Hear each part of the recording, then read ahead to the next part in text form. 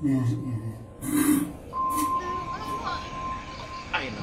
ya'ti al-jannah innahu min sulaiman.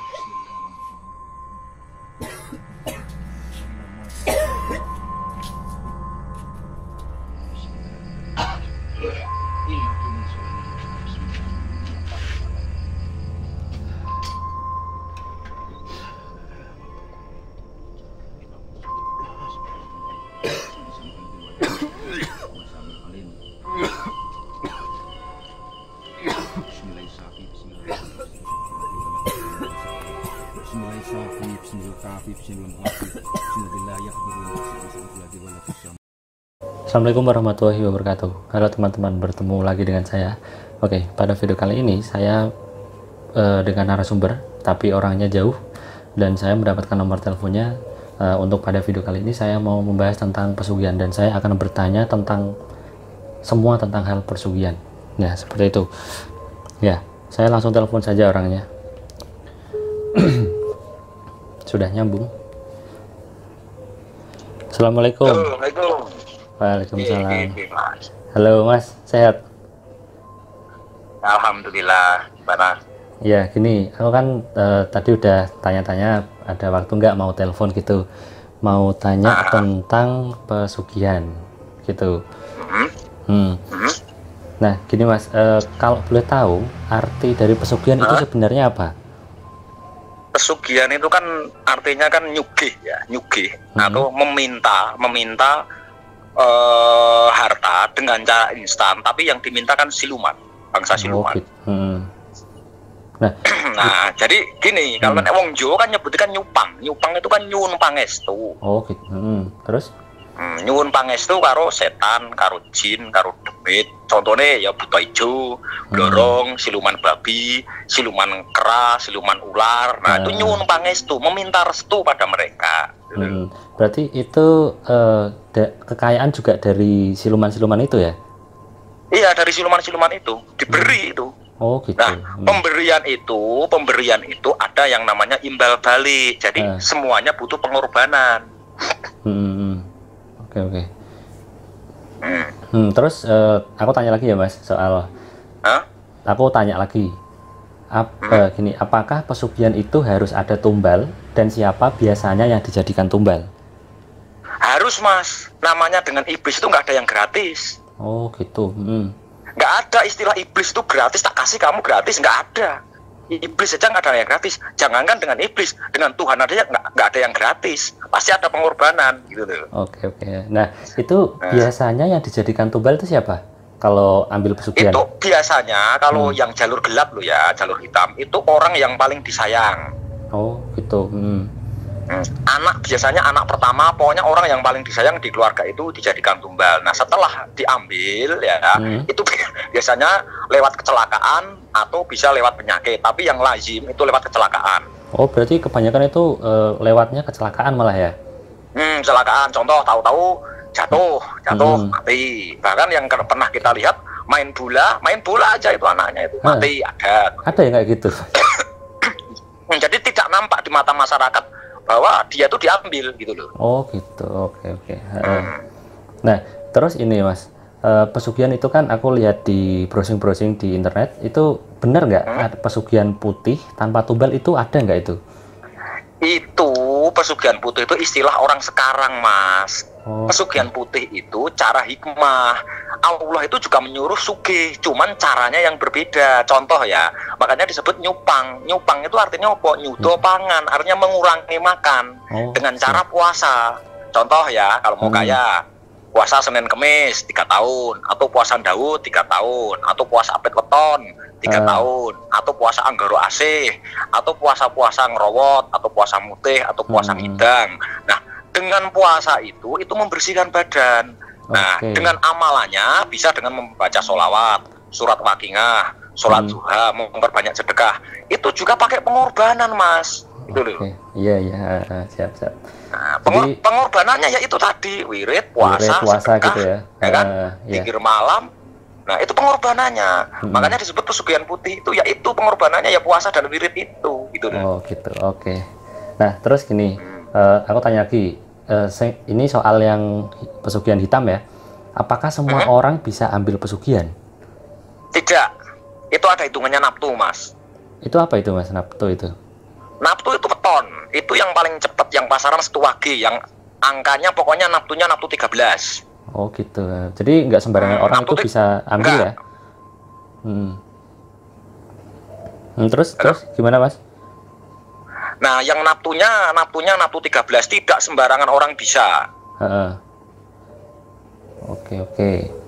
Nah, terus naftu gini. 13, naftu 13 itu 1 wage, Mas, yang sering. Kalau 1 wage itu sekali masuk ya, itu langsung diterima itu. Oh, kalau 1 wage biasanya lebih langsung diterima gitu. Cepat itu bukan hanya di pesugihan, itu mau masuk ke punden, mau belajar ilmu hitam, mau belajar ilmu santet, itu cepat, Mas, reaksinya. Kalau naftu lain itu membutuhkan waktu 40 hari. Kalau Sabtu Wage itu 7 hari aja udah tembus itu. 7 hari udah tembus itu kalau Sabtu Wage. Udah tembus itu. Itu karena dia disambut di alam sana, itu disambut. Sabtu Wage, Sabtu itu 9. Wage itu Sabtu 9, Wage 4. Hitungannya kan angka 13. Kan angka 13 itu kan disebut angka sial kan? Angka mistis kan? Nah, itu angka 13 itu ada sejarahnya. Jadi di alam mereka, di alam siluman itu dia dihormati, Mas. Oke. Oh, jadi gitu ya, Mas ya? Yang naftu 13 bukan hanya Sabtu Wage loh. Nanti tak cariin naftu 13. Iya.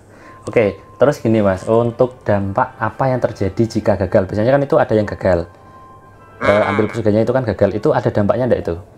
Nggak ada. Kalau gagal itu nggak ada. Dia berarti memang tidak beruntung atau naftunya tidak cocok. Oh gitu. Berarti misalkan gagal itu nggak ada efek di fisiknya atau kehidupannya itu nggak ada ya? Nggak ada. Nggak ada. Di sini banyak yang gagal. Oh gitu. Banyak. Temen saya sendiri ya menumbalkan anaknya gagal. Pernah. Itu ada juga temennya Gagak Merapi kayak gitu? Ada. Gagal. Tapi gagal ya? Itu berarti anaknya selamat? Nah, anak itu yang dijadikan tumbal. Jadi kegagalan itu biasanya ya, satu, dia masih ada rasa takut pada Tuhan atau masih ada kalimat tauhid pada Tuhan. Kalau masih ada kalimat itu masuk di tempat seperti itu tidak akan diterima, Mas. Oke. Jadi kalau misalkan masih ada. Berarti kalau misalkan orang yang udah bener-bener kayak pasrah, udah nggak takut mati, nggak takut apa-apa, itu malah berhasil lah gitu ya? Iya berhasil. Itu harus nekat, harus punya orang seperti itu. Ya mau jalur gelap itu harus punya tekad baja. Tekad baja artinya begini: satu, sudah melepas tauhid dari hatinya, itu berhasil. Oke. Oh iya. Nah untuk gini lagi, Mas, apakah ketika berhasil mendapatkan pesugihan, uangnya itu datang secara gaib atau lantaran dari kita dalam bekerja?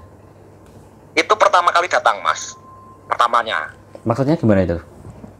Ya datang di kamar. Oh langsung berarti secara gaib di kamar gitu? Langsung secara gaib di kamar. Nah setelah uang itu datang dijadikan modal usaha. Nanti siluman itu yang bantu. Kenapa kok harus pakai usaha? Itu untuk menutup mulut masyarakat. Nah, supaya nggak kelihatan dia gitu. Dia punya usaha. Okay. Padahal tidak. Itu hanya untuk kamu fase saja. Iya. Nah gini, Mas, bisakah setelah berhasil mendapatkan pesugihan itu dibatalkan? Kalau dibatalkan itu kalau kita belum makan uangnya bisa, Mas. Oh berarti kalau misalkan udah makan uangnya itu nggak bisa dibatalin?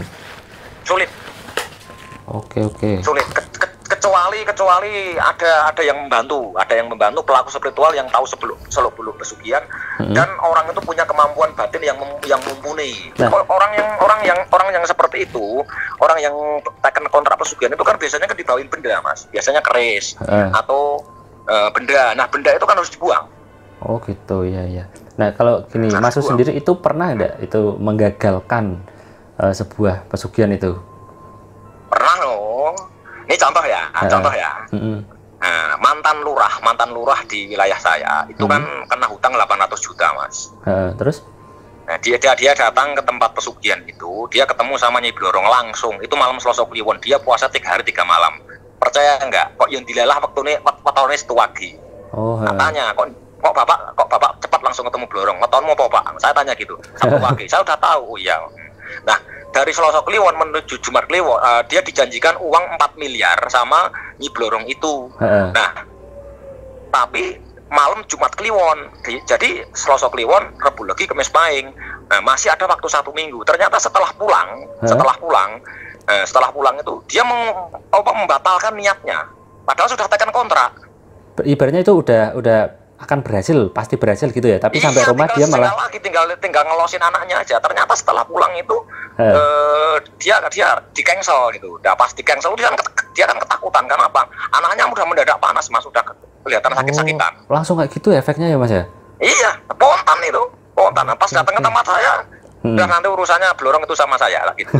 Ya akhirnya apa? Satu keluarga tak mandikan pakai daun bidara, pakai ayat-ayat Quran, pakai hijib-hijib. Satu keluarga tak suruh ngamalin itu, ya akhirnya hilang sendiri. Bisa batal itu berarti? Batal. Itu nggak semua orang berani Mas. Kayak gitu kita juga bertarung, cuman bertarungnya tidak nampak. Biasanya kalau saya dalam mimpi biasanya. Oh, tarungnya dalam mimpi gitu? Dalam mimpi itu, dan itu sulit untuk dijelaskan. Saya sering bertarung dengan seperti itu, cuma dalam mimpi itu. Oke. Itu kalau waktu menggagalkan Nyi Blorong itu, Mas Gagak Merapi ini merasakan ada yang berat enggak itu melawan Blorong itu?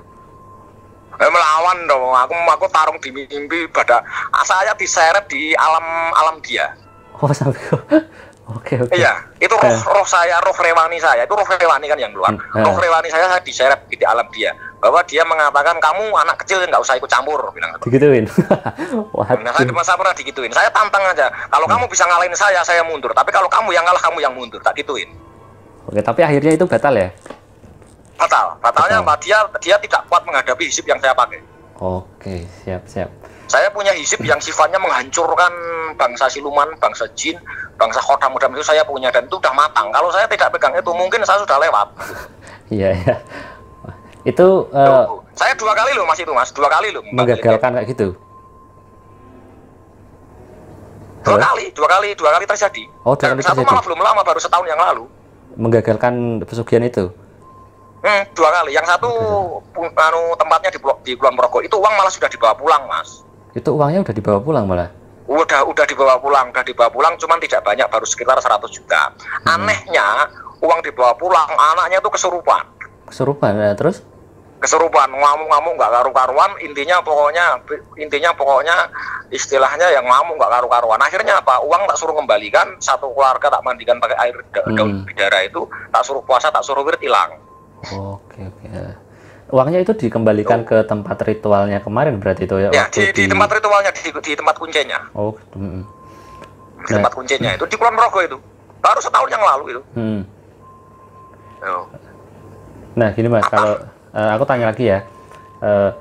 Benarkah setelah sukses dalam pesugihan, kita mati itu, misalkan kita atau yang ditumbalkan itu jadi budak di alam gaib gitu, di alam jin itu?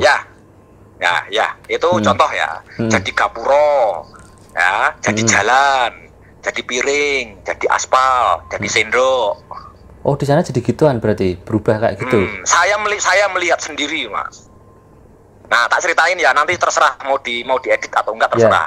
Saya waktu puasa doa Nurbuat, itu sekitar berapa hari itu saya tembus di alam astral. Saya masih di Banten itu. Saya ditemui ratu ular namanya Ratu Sundari namanya.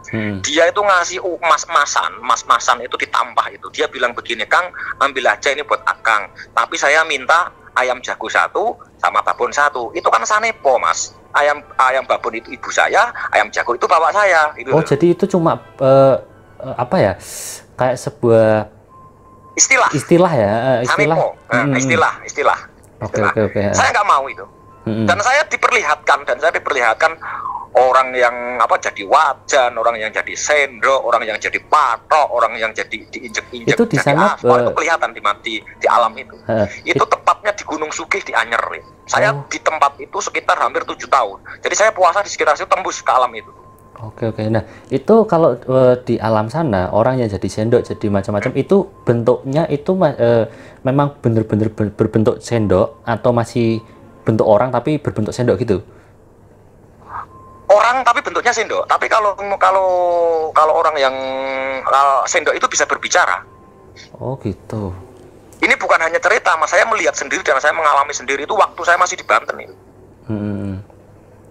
Melihat sendiri dulu. Nah, terus dan di sini pun sama di Parangtritis. Ya, kalau ini yang ngalamin bukan teman saya. Bukan saya tapi teman saya. Ketiduran di Parangtritis malam. dia ketemu tetangganya yang dulu kaya raya, di situ disiksa, tapi ketiduran di situ. Oh, jadi itu ketiduran tapi tembus ke alam alam astral. Tembus ke alam situ. Tembus. Lihat tetangganya. Sampai sekarang orangnya nggak berani ke sana. Oh, yang ketiduran itu temannya Mas Gagak Merapi. Nah, nggak berani. Kalau diajak ke pantai nggak berani. Dia melihat sendiri tetangganya yang disiksa di alam situ. Oke. Betul. Wah, ngeri juga ya Mas itu ya. Nah, ngeri. Saya sendiri sering karena saya ketemu banyak tamu yang di sini yang datang bekas pencari pesugihan, ada yang minta dipatahkan, ada yang minta dibatalkan, ada yang minta keluarganya dipagari supaya tidak diambil tumbal. Bahkan saya pernah menggagalkan orang yang mau diambil tumbal, pernah. Itu ditembung Mas, ditembung, tapi lewat mimpi nembungnya. Oh gitu, jadi lewat mimpi yang ya? Minta itu siapa? Kakak iparnya sendiri. Gitu. Jadi dia mau menumbalkan ponakannya, mintanya begini, Dek, aku minta bambumu yang muda. Bambu, istilahnya bambu berarti? Minta muda ya, bambu itu yang anak kecil itu, ponakannya sendiri itu, Dek, saya minta bambumu yang muda. Nah, karena adik iparnya tahu kakaknya kaya raya itu dengan jalur tidak wajar, dia datang ke tempat saya Mas. Rumah itu dari Selasa Kliwon sampai Jumat Kliwon, tiap malam tak puterin Mas, tak puterin, jam 2 malam tak puterin, tak bacakan amalan-malaman kayak gitu. Nah, anak yang umur 2 tahun itu tak bikinkan lawe, tahu lawe nggak? Nggak tahu apa itu Mas. Bendang lawe, tapi tak asma dulu itu. Tak kalau mau tidur itu tak suruh dijadikan sabuk itu. Oh, ya alhamdulillah sampai sekarang selamat, nggak ada apa-apa. Berarti nggak jadi tumbal itu ya? Nggak jadi. Percaya nggak, yang mau jadikan tumbal itu akhirnya ambruk setruk sampai sekarang kok. Malah kena sendiri tuh. Oh iya. Ya, kena dia sendiri. Aku kan pernah dengar itu kalau misalkan katanya kan kalau ambil pesugihan itu ada yang tumbal keluarga, ada yang menumbalkan diri sendiri, itu benar nggak itu? Kalau menumbalkan sendiri itu biasanya kalau tumbal yang lain sudah habis. Oh gitu. Kalau contohnya anak sudah nggak ada, istri juga udah nggak ada, terus keluarga udah nggak ada, anak udah habis, nah terakhir ya dirinya sendiri yang dimakan, ujungnya dirinya sendiri yang dimakan. Oke. Nah terus gini Mas, kalau misalkan kan ada yang katanya juga ketika ambil pesugihan itu ketika berhasil kita cukup datang ibaratnya syukuran gitu, itu ada yang model kayak gitu enggak? Itu ada, itu syukuran di tempat, syukurannya di tempat yang ritual itu ya. Sebenarnya syukuran itu ya bentuk ucapan terima kasih aja kalau sudah berhasil. Oke. Dan itu bahkan ciri-ciri yang punya pesugihan pun kita tahu. Ciri-cirinya itu gimana itu Mas? Bisa disebutkan? Ciri-cirinya satu, lihat auranya aura wajahnya itu gelap dan auranya bengis. Bengis. Nah, terus sorot matanya itu hitam kayak iblis itu. Terus kupingnya meruncing kayak iblis. Oh, jadi kalau misalkan saya sendiri orang awam itu kalau misalkan ketemu sama orang kayak gitu bisa dilihat ya?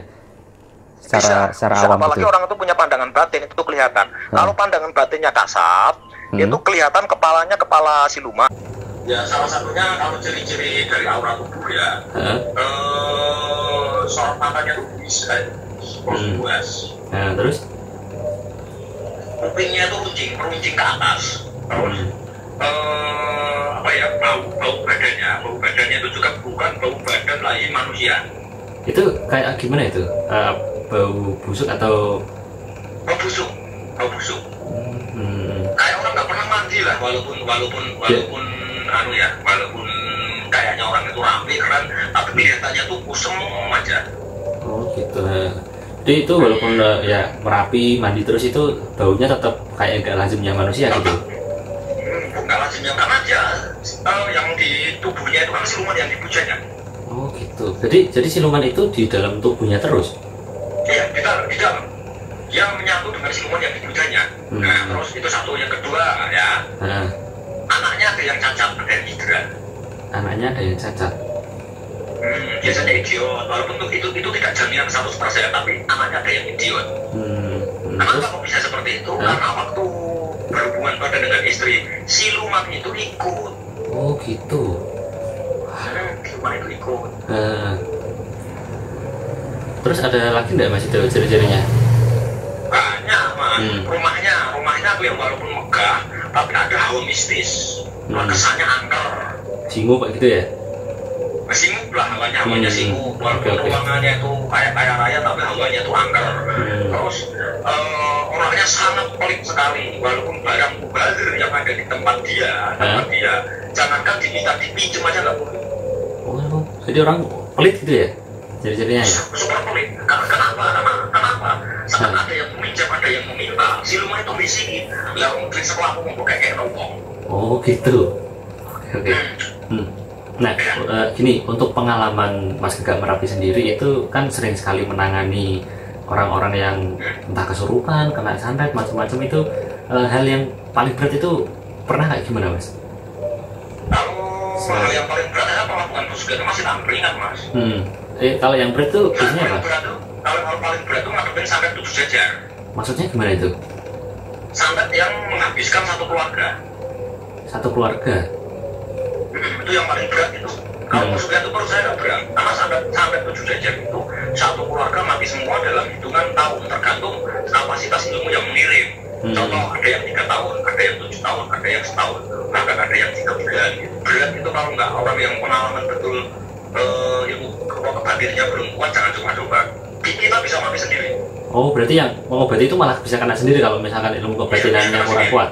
Bisa kena sendiri. Oke. Itu paling berat. Kalau pesugihan itu menurut saya nggak berat. Kalau pesugihan itu cuma siluman. Tadi saya cuma siluman masih berat santet Mas Kelor. Saya cuma Mas Kelor itu tantang juga nggak berani. Teman saya itu ada yang pegang pesugihan, pernah tak percaya, pernah tak tantang. Oh gitu ya. Pernah tak tantang bilang gini, ayo nak pakai siluman mah kempuh aku udah tumbal. Nyatanya juga sampai sekarang masih hidup. Saya masih hidup.